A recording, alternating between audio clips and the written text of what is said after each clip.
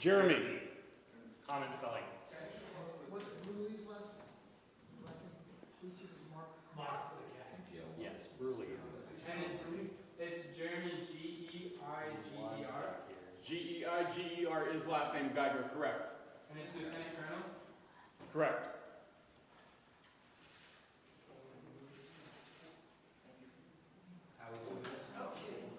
No, less.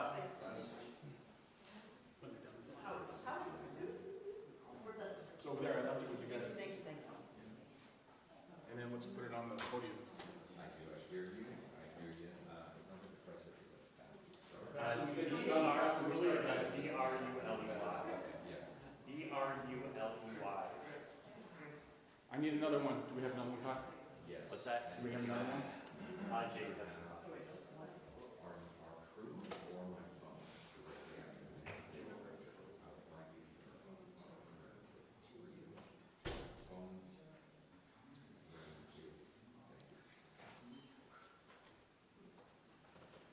I'm here if they do. Patty Mantry.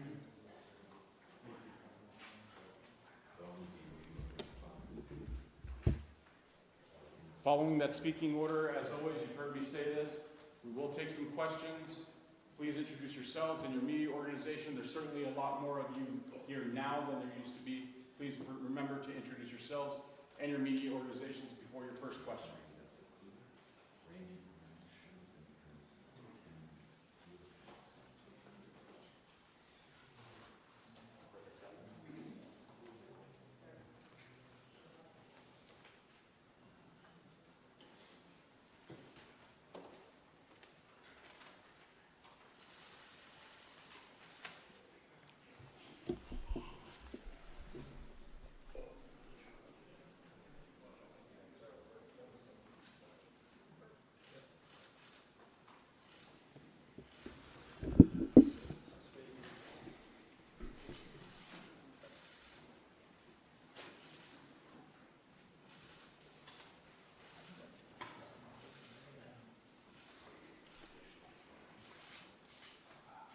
Good evening.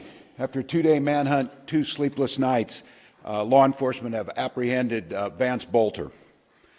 That's 48 hours that law enforcement involved in a complex and dangerous manhunt. Spent Father's Day away from their families to deliver justice for Melissa and Mark Hortman and their children who spent this Father's Day alone. To the law enforcement who stand here and the hundreds who were involved in this, the state of Minnesota owes you a deep debt of gratitude. Thank you. You ran towards the danger and you served the state of Minnesota. This is a great example of coordination and collaboration.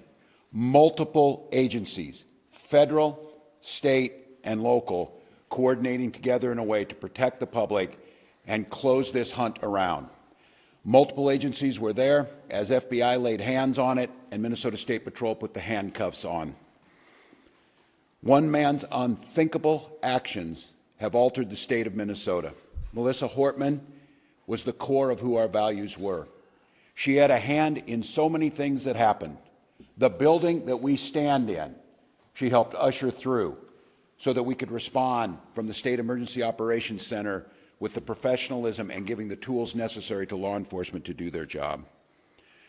To Melissa and Mark's family, I cannot fathom your pain and the grief that you're going through.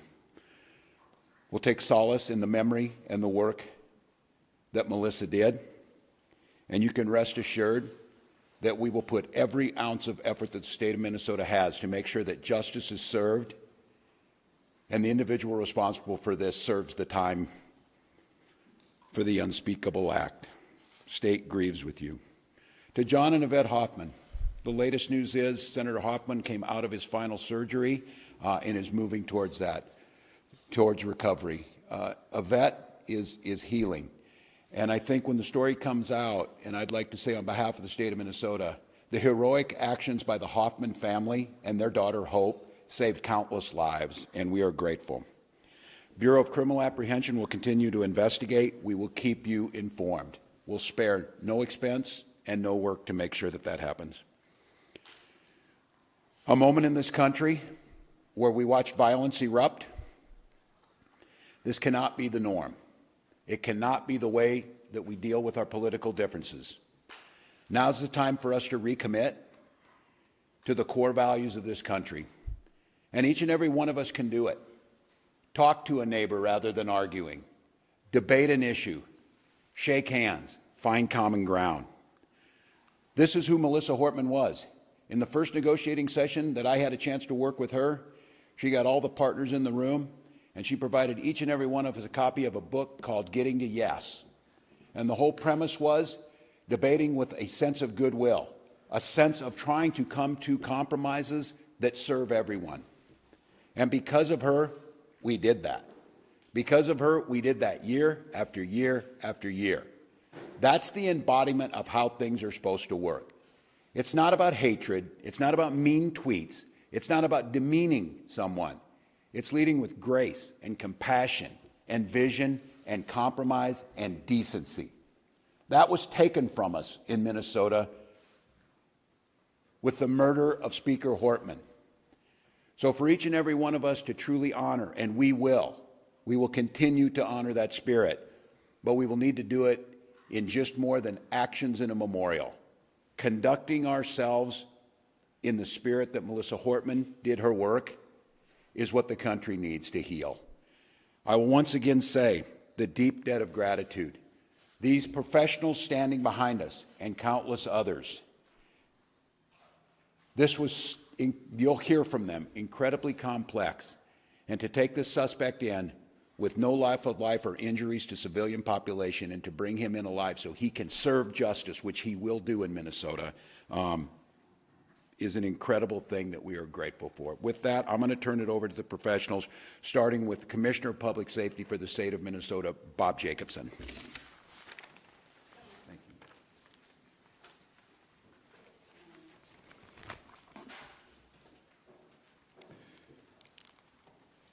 Good evening. It's good to see you all here tonight. Thank you for coming in. My name is Bob Jacobson. I'm the Commissioner of Public Safety. And again, it's my honor to serve in that position. First of all, I want to thank all of the law enforcement agencies that have been working tirelessly over the past 2 years since the shooting at Senator Hoffman's home. The coordination between state, local, and federal law enforcement partners is the reason we are here tonight, and the suspect is in custody. Boelter exploited the trust our uniforms are meant to represent. That betrayal is deeply disturbing to those of us who wear the badge with honor and responsibility. We want to thank community members across the state for their support, for their tips, and their information. And I want to thank Governor Walz for his continued support through this very difficult time. With that, I will pass this off to Superintendent Drew Evans of the BCA. Thank you. Well, good evening, everyone. My name is Drew Evans. I'm Superintendent of the Minnesota Bureau of Criminal Apprehension. As was noted and was previously described, Vance Boelter was taken into custody in Sibley County. We were with you earlier today when we provided information about the manhunt and the myriad of law enforcement that have come together working in partnership so that this evil cannot be continued. The first step in a case like this is that we take him into custody, and then the work will continue and begin to make sure that we have all the evidence we need to ensure that he is held accountable for his crimes. Please bear with me, but I think it's important because it has been noted by the governor, just to give you some background on the teams that were down there, and I may even be missing some in terms of this because there were law enforcement partners, not just from the Twin Cities, but across the state of Minnesota that came together. From the Brooklyn Park Police Department, the Tri-City SWAT Team, Eagan Police Department, Burnsville Police Department, our South Metro SWAT Team, the FBI, ATF, United States Marshal Service, State Patrol, Washington County Sheriff's Office, Ramsey County Sheriff's Office, the Richfield Police Department, St. Paul Police Department, Bloomington Police Department, Sibley County. We had Riverview Medics, Green Isle Fire Department, and LifeLink in the area, in addition to Prior Lake, Crow River SWAT, and the Hennepin County Sheriff's Office. And again, I may have been missing, and I apologize to my partners for that we do that. I share all of that for you because that's the commitment when this sort of evil is in one of our communities, that law enforcement comes together to put all of their resources together to make sure that that person is taken into custody. That is so that people across the state of Minnesota and legislators that were targeted in these attacks and that may have been listed can breathe a sigh of relief as quickly as possible as we came together in an incredibly complex set of circumstances in that. He was arrested, as you saw earlier this evening, in the area of 35600 block of 200th Street, Green Isle. What happened in that is, as we noted, there was a manhunt going throughout the day in that area that we've discussed previously, and there was information provided that he was seen in the area. When that information was provided to the investigators that were conducting the ground search, they converged on the area with a number of SWAT teams with the assistance of the Air Wing from Minnesota State Patrol, and we'll provide a few more details about the end of coming into custody in a little bit, but he was taken into custody at that time. He is in custody, and a reminder for anybody that was not, when we've previously said that, taken into custody under a state criminal warrant. That information will be made public, if it is not already, detailing the complaint that he is charged in the cases at this time with the murders of Speaker Hortman and her husband, Mark Hortman, also with the shootings in John Hoffman and Yvette Hoffman for those crimes, and will be moving forward. We are also in close contact with our federal partners, both the FBI, United States Attorney's Office, who are examining whether or not additional charges should be brought at the federal level related to this at this time. There's a lot of investigation that continues, and I'm going to turn it over to Chief Bruley to provide some comments on this and the work. I just want to tell, certainly for the communities of Champlin, City of Brooklyn Park, you both have incredibly professional police departments that work day in, day out and tirelessly in this situation to bring justice and work towards that, not only for the families and the loved ones and the community that are impacted, but for the entire state of Minnesota, and our teams are incredibly proud to work alongside them and all the law enforcement partners. And so with that, I will turn it over to Chief Bruley for some comments on this, and the work will continue in partnership with them and others moving forward. Chief. Good evening. I'm Police Chief Mark Bruley, Brooklyn Park Police Department. Just a few comments. One, I'm very proud to tell you that we took the suspect into custody who is responsible for this. That was within 43 hours of the incident. There's no question that this is the largest manhunt in the state's history. Just down at the scene where he was taken into custody, there was 20 different SWAT teams over an extremely large area hunting this individual down to take him into custody. I believe that the state of Minnesota and certainly the city of Brooklyn Park should be extremely proud of the police officers within the city of Brooklyn Park, but the partnerships that we had are unprecedented between the federal agents, the county, the locals, and others around. It is absolutely an incredible task what went on. Essentially, the Brooklyn Park Police Department was turned over into an operations center, and that's all that hundreds of detectives worked on tirelessly for 43 hours. So while this has come to some conclusion where we've made an arrest, there is a ton of work that needs to be done. So I encourage community members, if there's evidence, information, or other things, please continue to feed that information to the Brooklyn Park Police Department so that we can fully investigate this and present a complete case to both the federal jurisdiction and the Hennepin County Attorney's Office. With that, I'll turn it over to the State Patrol. Good evening, everyone. My name is Jeremy Geiger. I'm the Lieutenant Colonel with the Minnesota State Patrol, the Assistant Chief. The Minnesota State Patrol, along with countless other partners, were responsible for this arrest. The collaborative effort, I cannot stress enough how outstanding that was, helped ensure the suspect's arrest did not result in the injury of any law enforcement that was down there and in the area. We had special response teams on the scene near 200th Street in Sibley County. Several partner law enforcement SWAT teams positioned to form a perimeter at that point in time. The State Patrol also provided the air support that was talked about earlier today. The suspect crawled to law enforcement teams and was placed under arrest at that point in time. There was no use of force by any member of law enforcement that was out there, and the suspect was taken into custody without any use of force. Thank you. With that, we will open it up for a few questions. Reminder, please introduce yourself, your media organization. If you have a question for one of the specific individuals, please feel free to point that out as well.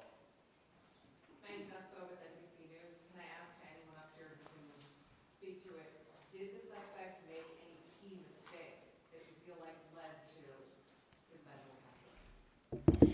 You know, the question is were there any key mistakes? We certainly, at this point, there's a lot of information we can't share right now.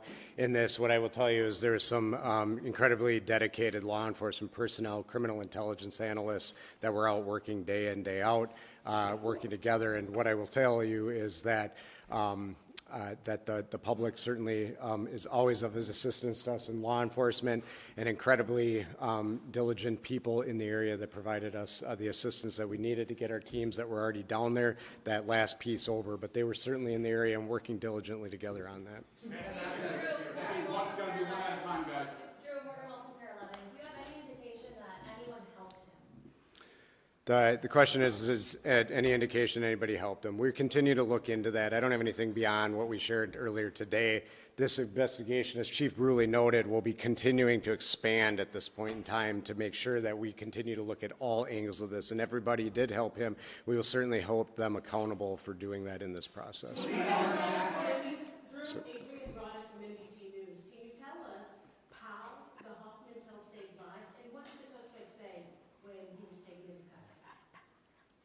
The question was how the Hoffmans helped save lives, and what did he say? I don't have the specific. And then what did he say when he was taken into custody? I don't have the specifics on what he said when he was taken into custody. You know, we're incredibly grateful that the Hoffmans are still here with us at this point in time, and that they will be hopefully on a continued path to recovery, and that they will provide us the information. We've been able to talk to them today, and they will be providing key information to us as part of this investigation moving forward. Sir, can I ask you from CBS News, did the suspect have a phone with him when he was caught? Was he tracked in any way, or was it just sightings and tips? At the end, the question is, did he have a phone with him? I don't have the specifics on everything that was with him when he was arrested at this time. I will say he was armed, and that he came when he was taken into custody, but we'll be sifting through all of that information from there. Can you expand on the weapons? What's that? Can you expand on the I can't on the weapons at this time, so Paul. Just kind of elaborating on sort of the Hoffman question. To me, the encounter at Speaker Horton's house with, I believe, the Portland Park Police, there was a gunfire there. The fact is, you then have to abandon that vehicle with several weapons. We now see the unsealed criminal complaint. How significant was that in preventing any further tragedy and ending it with him on the ground in Sibley County? Yeah, the question is, again, expanding on the Hoffmans and providing addition. What I'll tell you, Chief Bruley mentioned this yesterday, and his police officers going to check proactively on Speaker Hortman's home at that time. If that had not had happened, I have every confidence that this would have continued throughout the day. By his officers encountering him at that, it was forced to abandon the vehicle that he had at that time and lead to what we got to today. So by that incident occurring and the law enforcement communication that was occurring, it allowed the proactive approach that was able to get to the point where they were able to now eventually take him into custody today. Thank you.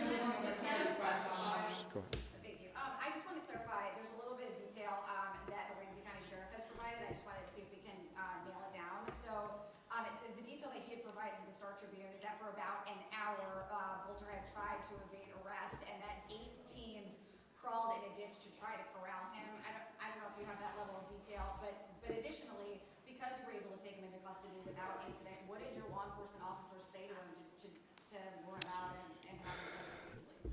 So the question is about the teams and then what was done to get him into custody. So we don't get into operational details for the safety of our law enforcement going forward in terms of what it is.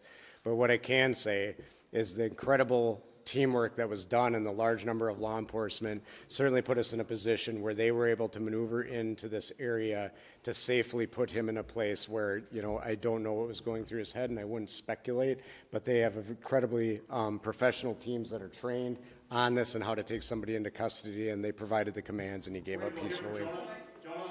Superintendent Jonah Kaplan from WCCO and CBS News. First, if you could just speak personally for you and all your colleagues.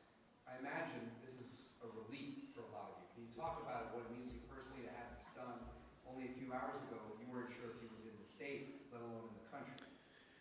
The question is the relief for all of us. I mean, the relief for us in law enforcement is we feel an incredible amount of pressure to bring a person into custody, to bring safety to the community.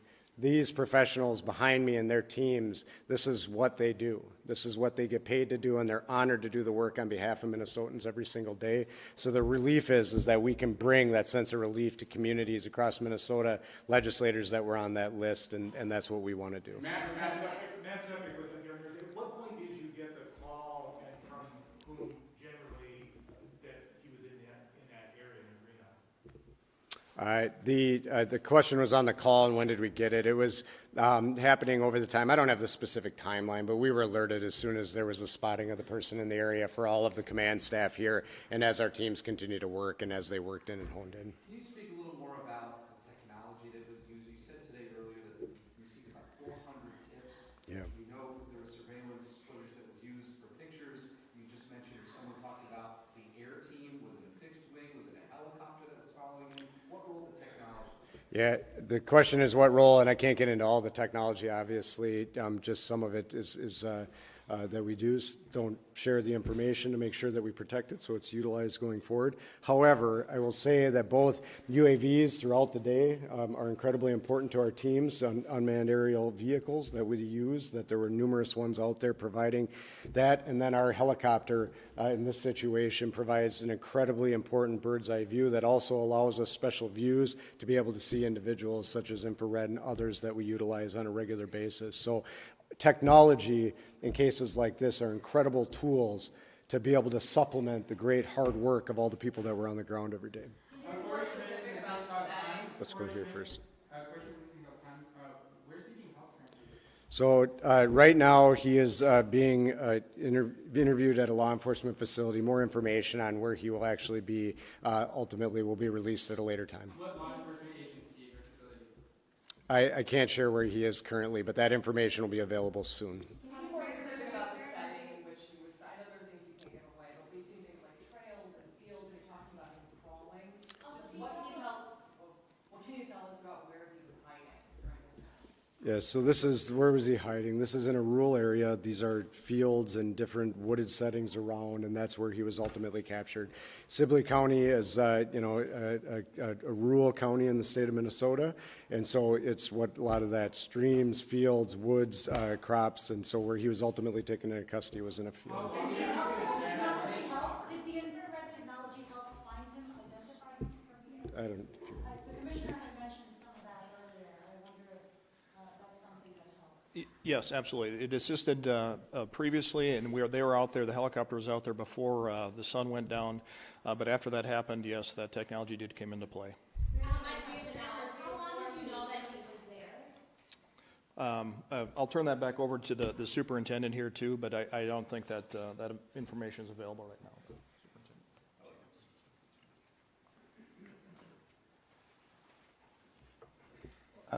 Mark Bruley, Police Chief, Brooklyn Park. The question is how long did we know that he was there? A vehicle that we believed that he was in was spotted many hours before and had been abandoned. An alert police officer believed that he may have seen the individual running into the woods, and that started a large-scale perimeter that we set up, or down in Sibley County set up, and we started to deploy resources, including the Brooklyn Park SWAT team, and along with many other SWAT teams, to contain an extremely large area, knowing that this is a very dangerous individual. During that, we got privy to additional information of an individual that was in the woods, and that search went on for many hours until ultimately we were able to locate him in the woods. In approximately an hour and a half or so, we were able to close the distance in with the technology and the State Patrol helicopter, and where we were able to call him out to us. Hi, Police Shepherd, ABC News. Do you have any more information about the motive? Are you guys considering this an act of domestic terrorism? Yeah, it's absolutely way too soon to say that right now. That's where the investigation, we have been just solely focused on the manhunt. And the goal is to give some calm to the situation of many individuals that were on the list that were worried about their safety.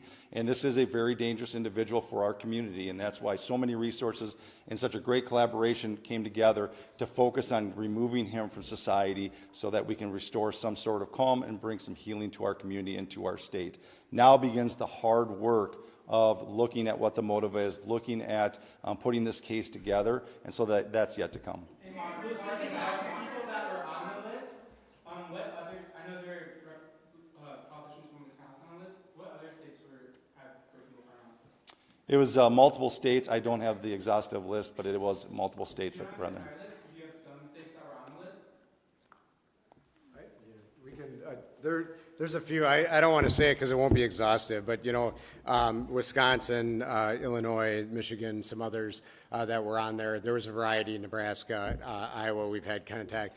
What I will tell you, and I will not get into any more specifics beyond that, we are in coordination with our federal partners and our fusion centers in those states to coordinate with local law enforcement and the FBI in those states and the state fusion centers that are there to be able to provide that information and notify those individuals that they were on that list. Are you concerned that there's other people out there that could have been working with them? The question is, are we concerned there's other people out there that could be working with them? We will fully explore that. I've said on this, we are relatively confident, we are confident that the violence that he committed and the murders he committed and the attempted murders, that he conducted that activity alone. We will be exploring if there are any broader network. We have not uncovered any of that at this time, but that will be part of our investigation, and we will fully explore that. So thank you. Thanks. Thank you. We can go. Thank you. Thank you. Thank you, everyone.